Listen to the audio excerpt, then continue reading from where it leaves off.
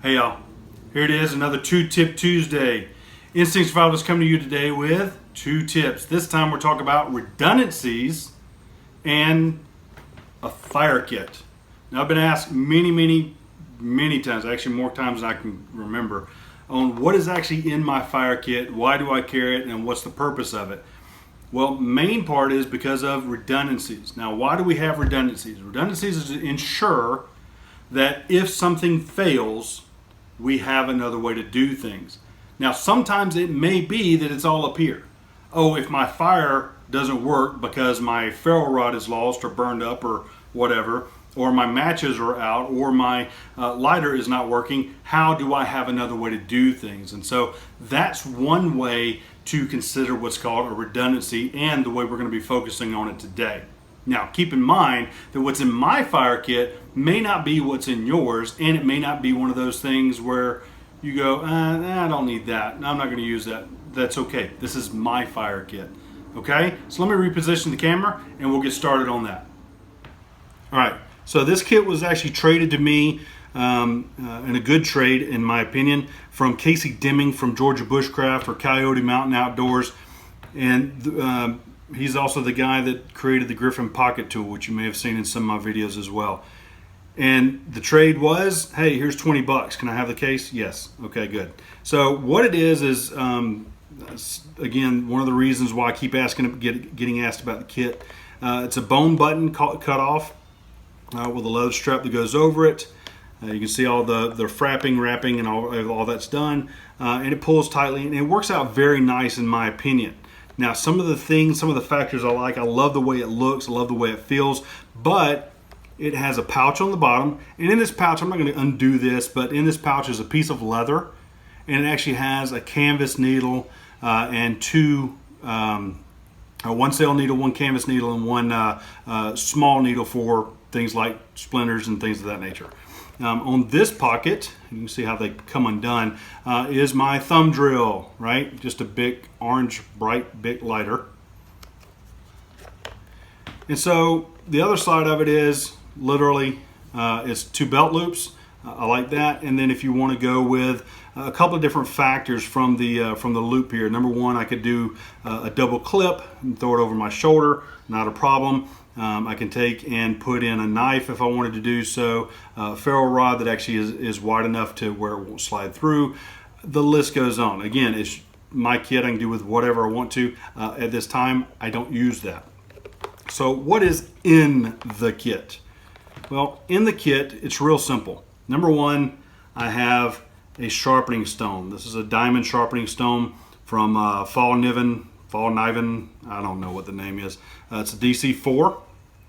So it's my diamond sharpening stone. I have a ferro rod from Hot Ash Stove. I have a small silver compass. And this compass, although it's not my main one, it's actually wrapped up with a Ranger band as well. And the reason being is because that keeps it to where it's not shifting around, not getting beat up. And it also helps me if I need a fire extender as an example. I can use that. Now, again, with this being my fire kit, let's look at what else is inside. I'm going to pull all this out and then we'll go over each one of them. So, a candle. Well, why do I need a candle? For sure fire. I mean, that's what we're looking at, right? I can light this candle and I can leave it sit underneath the bundle of twigs, and eventually, if they're all wet as an example, then they will dry out and catch fire. That's one of the reasons I carry one of these. Some people carry a large birthday candle. I carry this because this is what I had. Tea light would work if you want to do that. It's up to you. The other is, again, Sherd fire, and I have the mini Infernos that was in a different kit. So I actually make sure I have that in here. The next one is Gorilla Tape. How's that dealing with fire? Well, let me explain to you how this deals with fire. I can take and pull off some and shred it up, just like I would a tinder bundle, and it will catch from a ferro rod. Plus, I also have it to where in case I need to repair an item. So that's why I have this, what its purpose is, and it fits perfectly over the top of my Hudson Bay 10. Now, here comes the big question. What's in the tin, Bill? Well, I'm glad you asked. First off, solar, right? Being able to start a fire with a magnifying glass. Next, I didn't think I was going to get through this whole thing without a dog. We have flint and steel. We have fat wood. That is exactly what those pieces are. I have jute twine. I can make it in a bundle. And I have a piece of chaga. Now the chaga, some of you may have heard of it for medicinal purposes. Some of you may have heard of it for purposes of blowing fires or starting a fire. That's what I use it for. It will catch an ember real quick, and then I can literally blow that into flame. Then I can take, and if it's not consumed, I can do it again, right? I can use that piece again. So that's kind of what's in this is always starting the first fire, making sure I have first fire, first fire, first fire, first fire, first fire. Fat wood, I can do first fire, and then I can go with next fire. What's my next one?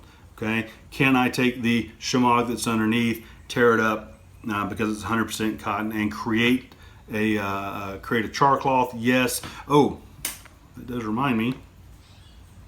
There's something missing. Haha. How about a lamp wick?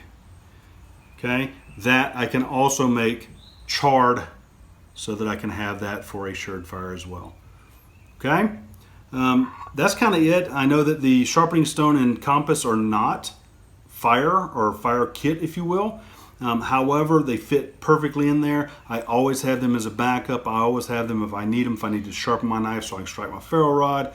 If I need to find a direction so I can make sure I'm going in the right place. If I'm doing the Paul method and locating resources, whatever it is. And then again, my needles in the bottom of my kit. So that's kind of it. That's where we stand from this, and this is why I use this this overall kit, because it's big, it's roomy. Okay, and again, my Bic lighter in here as well. So, all right, guys. So that's where we stand from this perspective. So as you can tell, that's what I mean by redundancies, being able to go over and have more things than necessary. Not really. It's how to do things more than necessary. So you look at solar, you look at being able to do it with a ferro rod, flint and steel, other things. If you do primitive fires, bow drill, things of that nature, that's a redundancy. So the old saying is two is one, one is none. That is why we talk about redundancies. Does not mean necessarily that you're going to carry 2, 3, 4, 10 different things, but it's the ability to do things all while using your instincts to survive. And that's the basis of it is, do I need this? Do I have the knowledge to do it this way? Do I have the knowledge if something else were to happen? That becomes your redundancy. Do I have the knowledge to do this if this fails? Now, we all like to carry our kits out in the woods. You know, it's all about what's in everybody's kit. What's the kit about? What's the kit about? The problem is that we focus too much on the kit as opposed to what's in our brain. So that's where we get into finding the different ways to learn things, finding the reason to learn things, and why we learn things overall. So until next time, thanks for all you do. Thank you for your subscribes, your comments, your likes. Make sure you watch the 2-Tip Tuesday videos. And until next time, use your instincts to survive. Thanks for watching.